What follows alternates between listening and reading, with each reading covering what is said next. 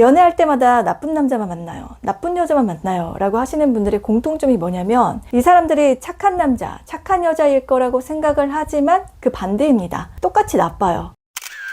지난번 여자 보는 눈이 없는 남자 영상이어서 반대로 남자 보는 눈이 없는 여자 특징에 대해서 다들 궁금해 하시더라고요. 그래서 오늘은 남녀 모두에게 해당될 수 있는 연애할 때 나쁜 인간처럼 질이 안 좋은 사람을 거르는 방법에 대해서 알려드리겠습니다.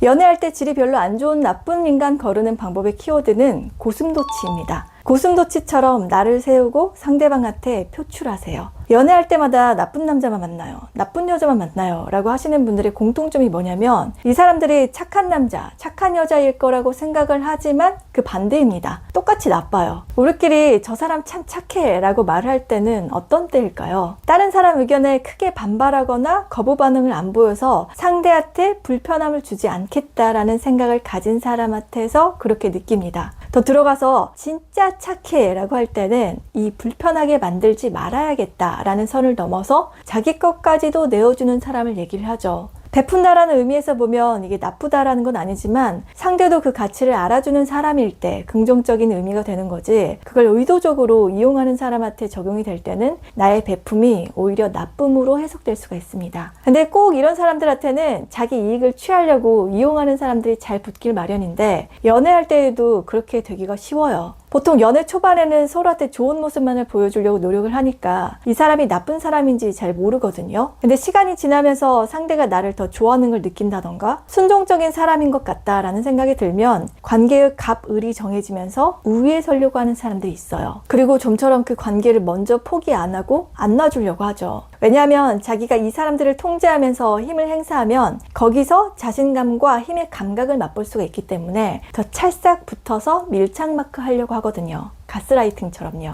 그러니까 만약에 나는 나쁜 인간들만 만나 라고 하는 사람들은 자기만의 방식으로 스스로를 보호할 수 있어야 됩니다. 이게 왜 중요하냐면 원래 나쁜 인간이라 그런 거지 라고 100% 책임 전가를 하기에는 또 무리가 있거든요. 왜냐? 사람은 상대의 반응에 따라서 자신의 여러 가지 페르소나 중에서 상대에게 맞겠다 싶은 것들 중에 하나를 꺼내서 보여주기 때문에 A에게는 A 모습을 보이기도 하고 B에게는 B의 모습을 보이기도 하는 카멜레온 같은 면이 있거든요. 그러니까 상대의 이런 모습을 끌어내는 것도 어쩌면 내 책임이 아예 없었다라고는 볼 수 없다는 거죠. 그래서 누구에게는 나쁜 여자, 나쁜 남자였던 사람이 그 다음 연애에서는 착한 여자, 순종적인 남자로 변해서 아주 성실하게 맞춤형 연애를 할 수도 있습니다. 타인에게 어떤 기질을 끌어내어 줄 수 있느냐 하는 건 나의 역할도 한몫한다라는 걸 인지를 하시고 나 자체가 신호등 역할을 하는 게 중요해요. 이 신호등 불빛을 상대에게 명확하게 보여줄수록 연애를 잘하는 사람이 되고 이성에게도 인기 있는 사람이 됩니다. 그렇다면 이런 사람들이 나를 대할 때 좋은 면을 주로 많이 보여주는 기분 좋은 연애를 하려면 어떻게 해야 할까요? 라고 했을 때 내 캐릭터 한 부분은 고슴도치처럼 나를 세워야 해요.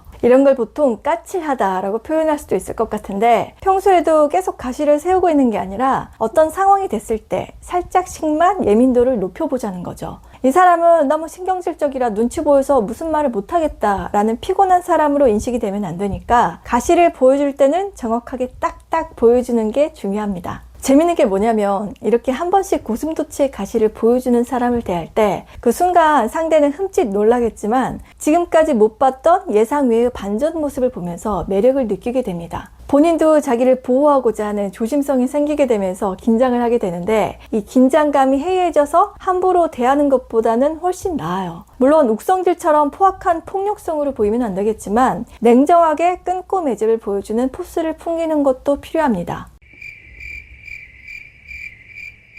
나쁜 사람을 만나서 힘든 연애를 하는 분들을 보잖아요. 그러면 이분들은 액션이 많이 약합니다. 고슴도치의 가시를 펼 때는 쫙쫙 세워줘야 되는데 주춤주춤 한다거나 내가 날 세우면 상대가 다치니까 그냥 내가 참고 말래 혹은 다음부턴 안 그러겠지 하고 어느 순간 상대를 이해하고 있어요. 너가 그래서 내가 좀 기분이 안 좋은 것 같아 라는 말을 똑같이 해도 전달력 자체가 순화가 돼요. 눈빛이나 아우라에서 빨강 신호등처럼 경고성 의미를 담아야 됩니다. 근데 그게 잘 안 보이다 보니까 내가 그렇게 느꼈으니까 당연히 너한테 이런 얘기 하는 게 맞아 라는 느낌보다는 너 입장에서는 그럴 수도 있긴 한데 라는 생각으로 발산에 제한이 걸리는 거죠.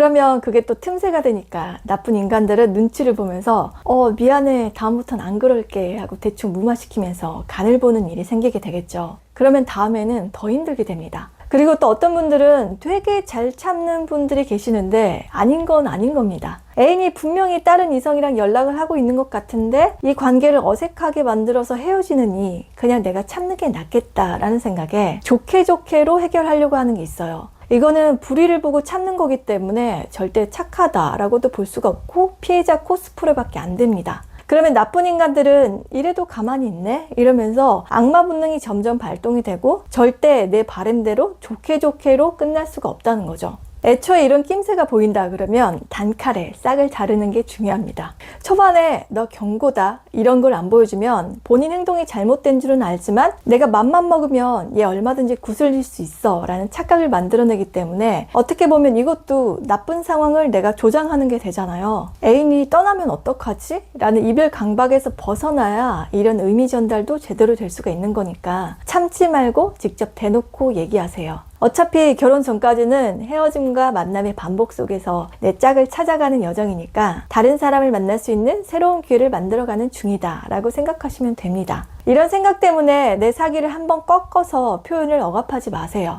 착한 사람과 나쁜 사람이 연애에서 가장 많이 벌어지는 일이 바람 피우기, 양다리, 데이트 폭력이잖아요. 예를 들면 상대가 계속 내 앞에서 핸드폰만 보면서 나하고 있는 시간에 집중을 안 하고 있다? 그러면 새로 사업 시작했어? 연락할 때가 많은가 봐. 바쁘면 말하지. 그럼 나도 내일 받지. 라고 짧게 툭 뱉어주는 거죠. 그리고 1차 옐로 카드를 주고 이 옐로 카드는 상대에 대한 경고의 의미도 있지만 내 감정의 통제도 함께 들어가야 됩니다. 상대를 배려하지 않는다던가 잘해보려고 더 이상 노력하지 않는 게 보이게 될 때는 냉정히 말씀드려서 그 관계는 앞으로 하락선을 탔다라고도 볼 수가 있어요. 이런 상황에서 내가 이렇게 말해도 나를 떠나지 마가 비춰지는 순간 여러분들은 끌려다니게 돼요. 그러니까 말을 했는데도 태도 변화가 일어나지 않는다라고 하면 이 사람도 나랑 끝내고 싶은 건가 보다 라는 의미로 해석을 하시고 미안해 하면서 변화를 보인다면 그때는 나도 쿨하게 상황을 넘기면 되겠죠. 연애 고수들은 결정적으로 어떤 차이점이 있냐면 이 사람들은 상황 파악과 관계 정리를 잘합니다. 착한 사람들은 상대가 미안해를 하면 그 전에 아무 일도 없었던 것처럼 다시 0으로 리셋이 되거든요. 지난번에 옐로우 카드를 줬으니까 이번에는 레드 카드야. 그리고 또다시 그러면 퇴장이야. 처럼 태도나 말투, 표정에서 그 수위에 맞게 확실하게 보여주는 게 아니라 사과 한마디에 재설정이 돼서 계속 옐로우 카드로 경고만 준다는 거예요. 이러면 상대는 다시는 안 그래야겠다라는 위기감과 경각심을 못 느끼게 돼요. 그러니까 때로는 정색해서 이런 건 아니야 라는 포스를 보여주세요. 이때 말을 길게 할 필요도 없습니다. 본인들이 한 행동이 있기 때문에 짧은 단어 하나로도 임팩트 있게 전국을 찌를 수가 있어요. 나쁜 사람들과 잘 엮이는 사람들은 어떤 마음을 가져야 하냐면 일단 자기 존재의 소중함을 항상 우선순위로 생각하셔야 돼요. 그래야 어떤 상황에서 내가 불편함을 느꼈다면 그걸 그냥 넘기거나 무시를 안 하고 상대한테 피력을 할 수가 있거든요. 그리고 저는 연애에서 가장 중요한 게 뭐라고 생각을 하냐면 일단 성인 남자와 성인 여자라는 각자 독립된 객체가 만난 거잖아요. 그러니까 너는 너, 나는 나라는 독립성을 꼭 가져야 된다고 생각을 해요. 이 경계가 선명하지 않고 내 마음 너도 알지? 너나 나나 똑같잖아 가 되어버리면 서로 존중감도 별로 안 들고 사귀면서도 힘들어지고 심지어는 헤어지고 나서도 후유증이 상당히 길게 갑니다. 그러니까 상대 마음도 내 맘 같겠지? 하고 말할 것도 안 하게 되고 넘기게 되면 오히려 관계의 화를 더 키우는 요인이 거꾸로 내가 될 수가 있다는 걸 기억하셔야 돼요. 물론 모든 사람이 다 또박또박 자기 감정을 똑부러지게 전달을 잘 하는 건 아니라서 이렇게 표현하는 게 맞습니다 하고 정해진 방식은 없지만 대신 감정만큼은 확실하게 드러내셔야 된다는 거예요. 이렇게만 해도 그동안 여러분들 가까이서 봐왔던 상대는